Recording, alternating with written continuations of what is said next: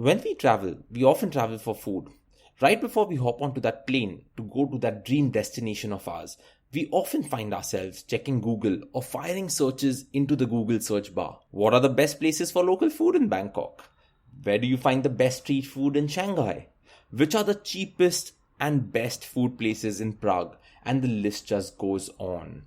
And come on, why not? You really want to know where you will get the best pad thai in Bangkok. Which is the best place for dumplings in Shanghai? How do I find the best place in Colombo, Sri Lanka for stringhoppers?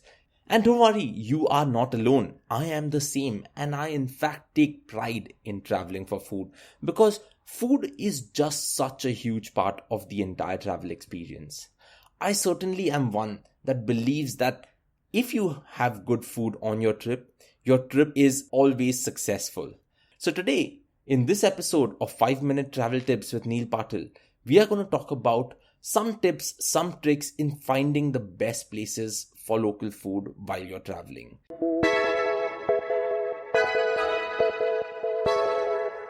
Food is just such a huge part of the travel experience. But it isn't always easy. A little bit of planning is always needed.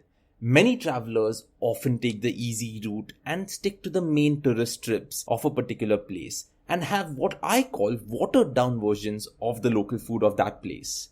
These restaurants will often try to cater to every type of traveler. So food items that are generally spicy will be much milder. Food items that are supposed to be deep fried will be shallow fried, catering to the healthy customer that they get. Keeping this in mind, here are my tips so you don't miss out the next time when you are traveling.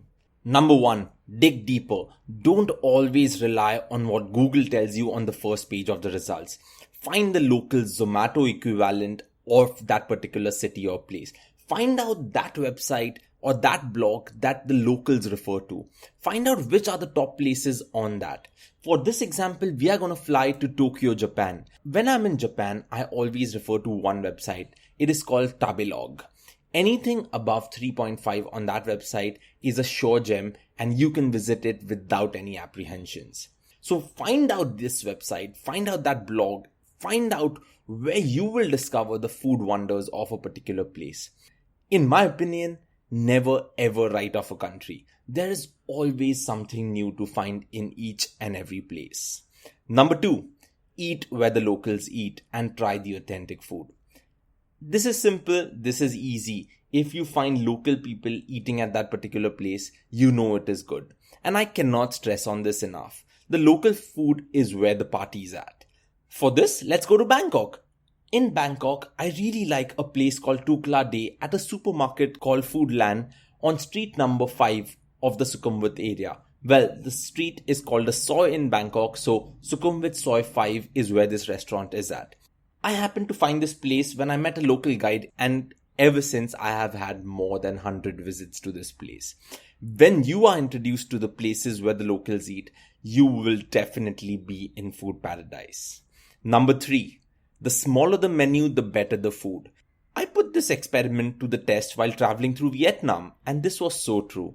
A small menu ensures that the restaurant has been doing the same thing over and over again and has definitely mastered that. So every diner leaves happy and content. On the other hand, a large menu means the restaurant could be a case of a jack of all trades but a master of none.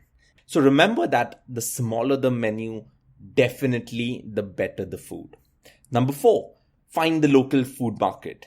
Let's go to London for this one. In London, there are many local food markets. Take the Borough Market, London. This is London's oldest food market and is more than 250 years old. Most of the week, the market operates as a wholesale market. But from Thursday to Saturday, it just completely changes. It delights foodies with its large variety of fine foods from independent suppliers throughout the UK. From the best olive oils and cheeses to ostrich burgers and wild boar sausages, you will find everything out there. Be sure to check that out too, as it is known as one of London's best food markets. In addition to this point, I have another one, and that is number 5 today. Food markets also come in the form of weekend markets or farmers markets. For this one, let's talk about Melbourne. Melbourne has a Queen Victoria market. Well, Queen Victoria Market through the week is again a wholesale market, but you will find the freshest produce, amazing shopping, and some great places to eat at a market like this. The good part about the farmers markets is that it is straight from the farm to the table and nothing happens in between. So you are guaranteed that you will find the bestest, the freshest things out here. Next one, number 7, lunchtime is the best time. Let's go back to Japan for this one. There are many restaurants in Tokyo where it will be virtually impossible for you to get a dinner reservation. This may be due to the restaurant being super popular, being invite only, being members only, or may be classified as super expensive.